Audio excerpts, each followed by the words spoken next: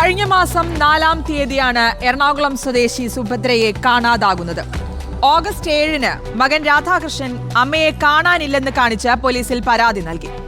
4 വർഷം മുൻപ് കൊച്ചിയിലെത്തിയ ഉടുപ്പിക്കാരി ഷർമിളയാണ് കൊലപാതകത്തിന്റെ ആസൂത്രകയെന്നാണ് പോലീസിന്റെ നിഗമനം.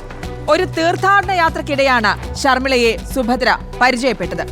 ഷർമിളയും സുഭദ്രയും ഒന്നിച്ചുള്ള CCTV ദൃശ്യങ്ങളും പോലീസിന് ലഭിച്ചിട്ടുണ്ട്. എന്തു പറഞ്ഞാകും ഷർമിള സുഭദ്രയെ കൂട്ടിക്കൊണ്ടു പോയിട്ടുണ്ടാകുക? എന്തിനാകും സുഭദ്രയെ കൊന്നു കുഴിച്ചു മൂടിയിട്ടുണ്ടാവുക?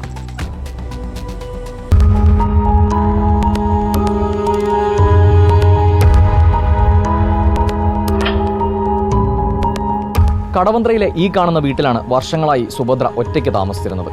താമസം ഒറ്റയ്ക്കായിരുന്നുവെങ്കിലും ഈ കെട്ടിടത്തിന്റെ സമീപത്തുള്ള പരിസരവാസികളുമായെല്ലാം നല്ല രീതിയിലുള്ള ബന്ധം സുഭദ്ര കാത്തു സൂക്ഷിച്ചിരുന്നു.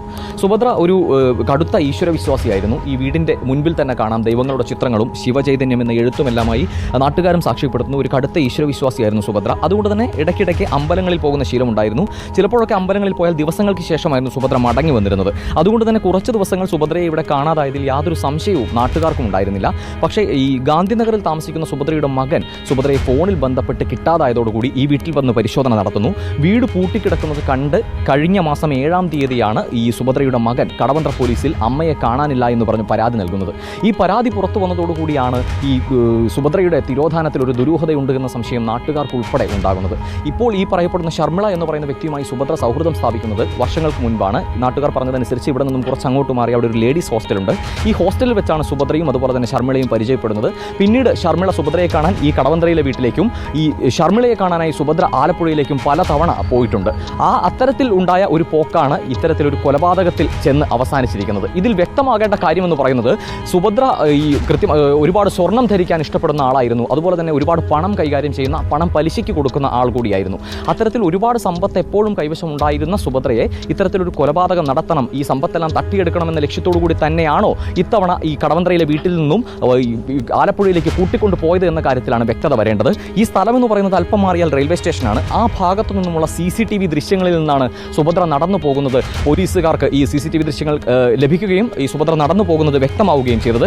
അതിനുശേഷമാണ് ആലപ്പുഴയിൽ നിന്നും സുഭദ്രയുടെ മൃതദേഹം ഈ കുഴിച്ചിട്ട നിലയിൽ കണ്ടെത്തുന്നത്. സുഭദ്രയുടെ മകൻ അവിടെ എത്തി അത് അമ്മ തന്നെയാണ് എന്ന് തിരിച്ചറിയുകയും ചെയ്യുന്നത്. ഇനിയും ഒരുപാട് ദുരൂഹതകൾ ഈ വിഷയത്തിൽ മറനീക്കി പുറത്തു വരാനുണ്ട്. ഒരുപാട് സംശയങ്ങൾക്ക് ചോദ്യങ്ങൾക്ക് ഉത്തരം ലഭിക്കേണ്ടതുമുണ്ട്. അതെല്ലാം ലഭിക്കണമെങ്കിൽ ഈ പറയുന്ന ഈ സ്ത്രീയെയും അതുപോലെ തന്നെ അവരുടെ ഭർത്താവ് എന്ന് പറയപ്പെടുന്ന മാത്യൂസിനെയും പോലീസിന്റെ കസ്റ്റഡിയിൽ ലഭിച്ച് ചോദ്യം ചെയ്താൽ മാത്രമേ അതുമായി ബന്ധപ്പെട്ടുള്ള കൂടുതൽ വിവരങ്ങൾ പുറത്തു വരികയുള്ളൂ. എന്തായാലും കടവന്ത്രയിലെ നാട്ടുകാർ വലിയ ഞെട്ടലിലാണ്. കാരണം ഈ സുഹൃത്ത് എന്ന നിലയിൽ സുഭദ്ര പരിചയപ്പെടുത്തിയ ഒരാൾ തന്നെ സുഭദ്രയെ കൊലപ്പെടുത്തിയെന്ന വിവരം പുറത്തു വന്നപ്പോൾ അത് കേട്ട് വലിയ ഞെട്ടലിൽ തന്നെയാണ് ഈ പ്രദേശമുള്ളത്. കൂടുതൽ അന്വേഷണങ്ങളിൽ കൂടുതൽ വിവരങ്ങൾ പുറത്തു വന്നാൽ മാത്രമേ എന്താണ് സുഭദ്രയുടെ കൊലപാതകത്തിൽ സംഭവിച്ചത്, എന്താണ് ഇതിന്റെ പിന്നിൽ നടന്ന നാടകം എന്നും വ്യക്തമാവുകയുള്ളൂ.